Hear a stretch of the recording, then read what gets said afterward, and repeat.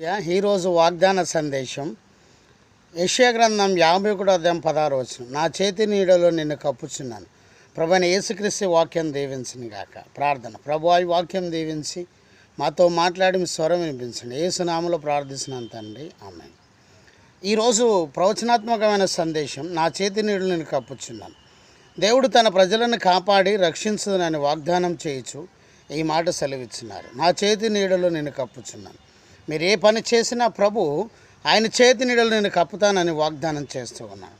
దేవుడు తన చేతి నీడలో కప్పి ఉంచాలంటే ఏం చేయాలి? మొదటగా దేవుని నీడలో నివసించాలి. 91వ కీర్తన 14వ వచనం.